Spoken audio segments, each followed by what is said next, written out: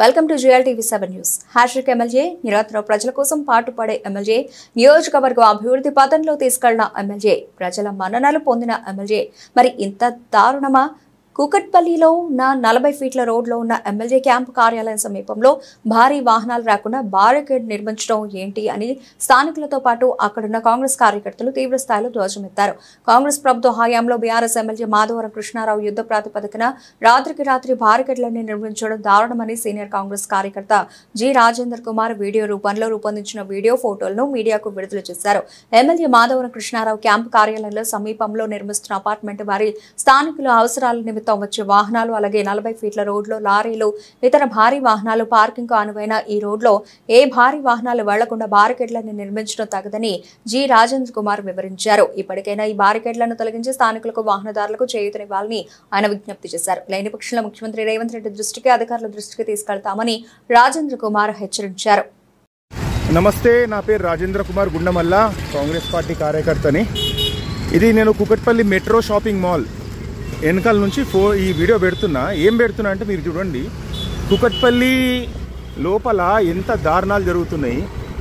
MLA గారు ఆయనకు అనుకూలంగా లేరనో లేకపోతే మిగతా బిల్డర్లు వినిపిస్తుంది మాట. ఎమ్మెల్యే గారు ఉన్న పరిస్థితుల్లో ఆయన ఇంత పవర్ఫుల్ ఏందో కూకట్పల్లిలో ప్రభుత్వం వచ్చినాక కూడా ఇది 8 ఫీట్లు కూడా లేదు. ఇది ఎమ్మెల్యే క్యాంప్ ఆఫీస్ రూట్కి పోయేది. ఎమ్మెల్యే క్యాంప్ ఆఫీస్కి పోయే తొవ్వ దారి 8 ఫీట్ల ఈ కమాన్ పెడుతున్నాడు అంటే పెద్ద వెహికల్స్ పోకుండా. ఎవరు చెప్పారు ఇది? ఎందుకు పోవద్దు? ఆడ కన్స్ట్రక్షన్ అవుతుంది కదా, మీకు తెలియదా? అయితే ఇక్కడ కన్స్ట్రక్షన్ అవుతుంది. ఎమ్మెల్యే క్యాంప్ ఆఫీస్ ముంగట్నే పక్కకి కన్స్ట్రక్షన్ అయ్యే తొవ్వల వేరే తొవ్వలేదు, దీనికి వేరే దారి లేదు. ఇంత పెద్ద ఏదో కాంప్లెక్స్ లేకపోతే అపార్ట్మెంట్ కన్స్ట్రక్షన్ అవుతుంది. దానికి ఏది మెటీరియల్ ఉంటుంది కదా, సివిల్ కన్స్ట్రక్షన్ మెటీరియల్, అది రానికి వేరే తవ్వలేదు. కాబట్టి వీడికి వస్తున్నాయి అని చెప్పేసి, వెహికల్స్ వస్తున్నాయి అని చెప్పేసి ఎమ్మెల్యే గారు ఒకటి MLA camp office. So MLA గారు రాత్రి నిన్నటి దాకా లేదు, నిన్న పొద్దున దాకా 4 గంటలకల్లా పెట్టేసారు. అది ఆ బ్యారికేడ్ లాగా ఆ కమాన్ మొత్తము 10 ఫీట్ పైన ఉన్న వెహికల్స్ బ్లాక్ చేయడానికి. ఇది నేను ఏంటంటే టైం రికార్డ్తో పెడుతున్నా. సో ఇది పరిస్థితి. అయితే మరి సెటిల్మెంట్ కాలేదు, మరి వీళ్ళు అడిగిన అమౌంట్ ఇవ్వలేరో తెలియదు.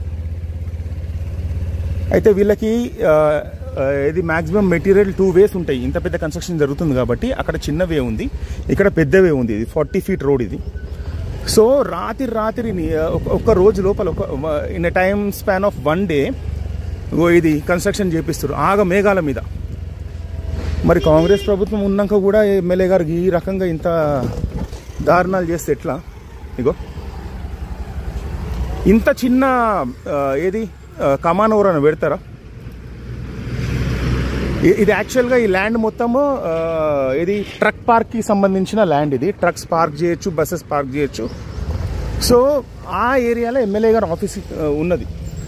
సో వాళ్ళ ఆఫీస్కి సంబంధం లేదు, కానీ వెహికల్స్ వస్తున్నాయి పార్క్ చేస్తున్నారు అని చెప్పేసి ఈ రకంగా ఏది బ్లాక్ చేస్తే, వే బ్లాక్ చేస్తే ఏమనుకోవాలి? ఏం చేస్తున్నారు అనుకోవాలి? ఇల్లీగల్గానా మరి లీగల్గానా మరి ఏం చేస్తున్నారో తెలియదు. కానీ రాత్రి ఒక్క రోజు లోపల ఈ రకంగా మొత్తం వేవ్ ఇంత చిన్నగా ఎవరైనా పెడతారా?